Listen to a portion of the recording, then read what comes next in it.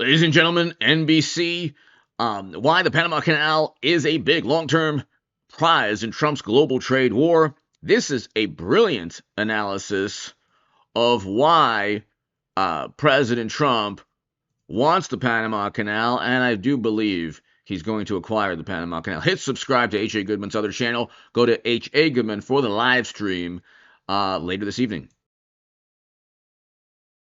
I was unaware of the extent to which China is involved in the Panama Canal. It is incredible right now. They control two of Panama's principal zone ports, the Atlantic and the Pacific side. They're finishing another one, by the way, a cruise terminal on, I believe it's on the Pacific coast side. They have 3 bridges across the canal. Another one is planned. A lot of Chinese companies like Huawei and the usual suspects are involved in the Panama Free Trade Zone. They are in deep in Panama right now.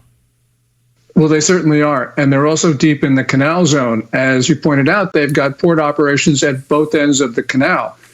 General Laura Richardson, when she was the head of U.S. Southern Command, said that those port facilities and those state enterprises were dual use. In other words, they could be used in a wartime situation. And China has many ways in which it can close down the Panama Canal. It can, first of all, those bridges. We learned what can happen when a bridge goes down in March at the Francis Scott Key Bridge in Baltimore when a container ship hit one of the piers. Absolutely. The Chinese will have 4 bridges, and they can do that. And they can also sink ships in the middle of the canal. So there's a number of ways they can take that choke point out of the use of the U.S. Yeah. So even if you don't have Chinese soldiers marching around, as President Trump said, you clearly have the influence, the military influence, or the potential use of that Panama Canal against our military influence if we're in any conflict where we have to use a canal. Yes, and I do believe that China does have soldiers in the canal zone. So it is that risk as well. So it's just comprehensive. And it's right for the president to talk about these issues because the U.S. Navy is crucially dependent on the canal. And the Chinese also want a military base at the tip of South America in Argentina at the Straits of Magellan. Wow. Fortunately, they're not going to get it because of the election of Javier Milei recently.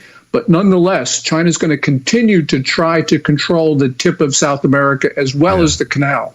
By the way, of course, obviously, Panama, the government there refutes a lot of what the president has been saying. He claims that the influence is overblown, et cetera. But we're pretty clear about their specific influence that you've been talking about. It wasn't too long ago that Democrats were very concerned about this. It may seem like ancient history, but when JFK was running for president, in the Democratic platform, they said, talking about reaffirming, quote, our historic policy of opposition to the establishment anywhere in the Americas of governments dominated by foreign powers. And so the Monroe Doctrine, the Monroe Doctrine has become the Donroe Doctrine, okay?